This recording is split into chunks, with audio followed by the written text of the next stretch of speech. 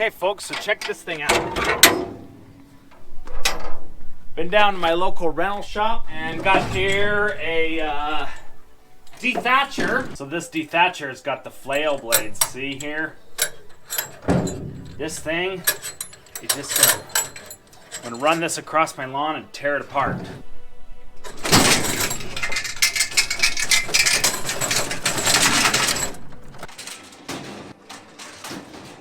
Okay, so I got the de-thatcher here. I'm gonna try this out on my lawn over here. So this thing is just gonna tear up the turf. I've got a lot of snow mold issues here that I've showed you, and my lawn is generally too flippin' thick. The lower you cut your turf, the thicker it gets. If it's Kentucky bluegrass, it just spreads and spreads and becomes a dense mat of thick grass. And I've used my verticutter. I have the same machine with a different blade set up that has the slicer. It's like a slice seeder, but I want to try this thing out because my blades just get dull and dull and dull every time I use it. It doesn't work that great. So I'm going to try this year, and I am treating my lawn like an old pair of jeans, and I'm going to tear it apart. And I have found the more you tear it apart, the better it grows for me with Kentucky Blue. So I just need to put some gas in here, and then it's off to the races. So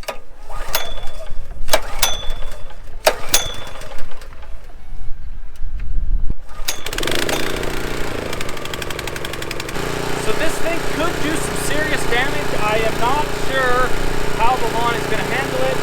I don't know the height that I need for this adjustment. So I'm going to do a couple passes and see what happens.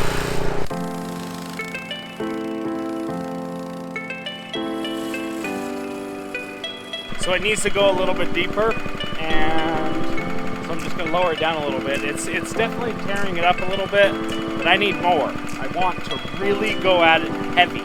Oh, so that was a 2. Let's try a 3.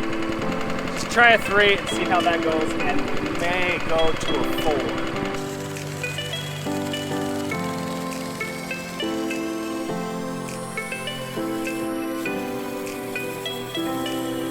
So that is a struggle there. That's not working very well because it's digging too deep and the engine's just bogging down.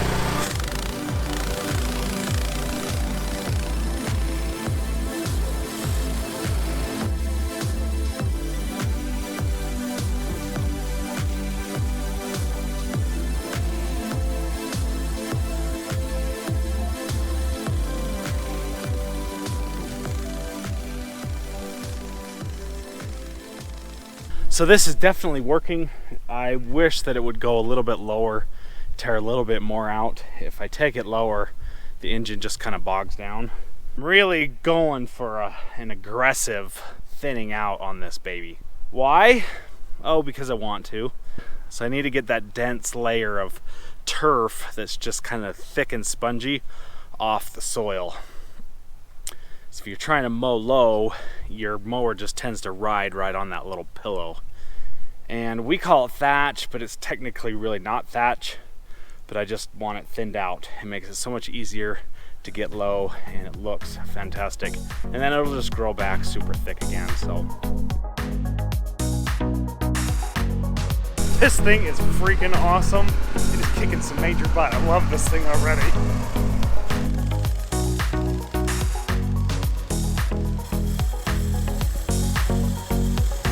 So got all this side done with one pass.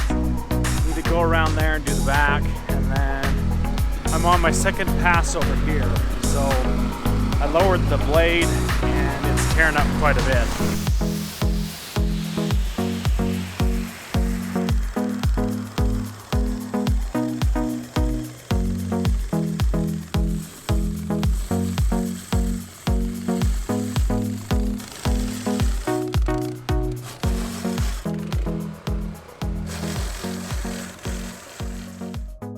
There is so much sand in all of these kind of this thatchy material, so I'm thinking I may go get my drag. I let somebody borrow it, but I'm gonna have to take it back. I mean, look at all this sand here that this pulled up. So just wanted to show you the project that I'm doing today with the De-Thatch. It could be a little bit too early, and I am a little bit in that stage of, oh, what did I just do? I'm sure it'll be just fine. This is Kentucky bluegrass, so it's super resilient. It always comes back. Alan Hayne always says, oh, you treat your lawn like an old pair of jeans. And I'm like, yeah, right. This is tough love. I would call this tough love. So yes, it is hard on the grass to do this, but you know, thinning it out is a necessary evil. So if you're wanting to mow lower, you've got to get that layer out. Because if you just bring your rotary mower on its lowest setting and go into that layer, it just turns yellow. You're kind of cutting into that crowny, thatchy layer of the grass. So you want to get all of that out, and ideally you want to be right down on the surface of the soil so you can cut it really low and get a good, nice, clean cut without that stemmy, thatchy, crowny layer. So, all right, guys, so today is Tuesday, the 23rd of April, and look at all of this thatch on the back lawn here. I have tons and tons of it.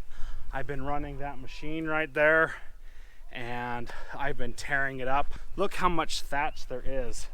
It's just loads and loads and loads of thatch.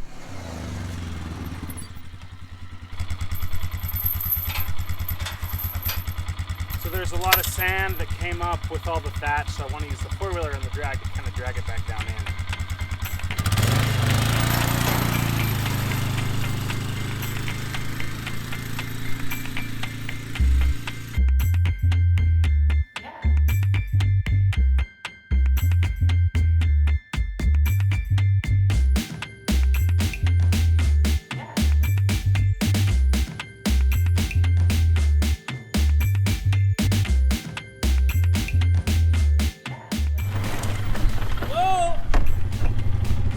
Smashed that tree, so just ran into this tree. So as you can see, I just ran into this tree. That was not good. Hopefully she survives. So I fixed up my drag a little bit. I brought the holes that hold the chains a little bit forward. So hopefully that helps bringing the chains forward a little bit from the drag constantly flipping over on me. That just might do it. That might be enough. I need to let this stuff dry out just a little bit more. And then once it's all dry, I'll come back out here and vacuum it up with the old...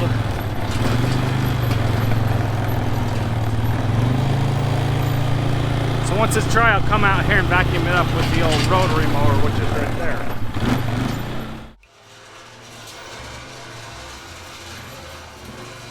There, so that's gonna do it for tonight, guys. I just wanted to show you that thatch project I'm working on.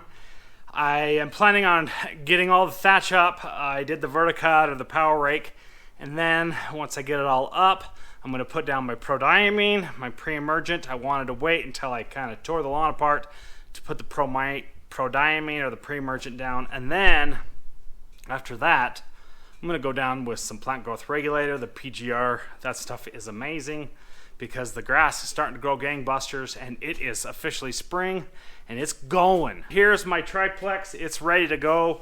I just need to change the tires. I have some new tires to put on it, but I'm just going to do that, and then she's ready to go. So a couple more weeks and I will be mowing with that machine. I don't want to mow with it yet because there's tons of sand all over the lawn right now, and that will kill my blades. So not going to do that quite yet. But so thanks for watching my videos, and I'll see you in the next one.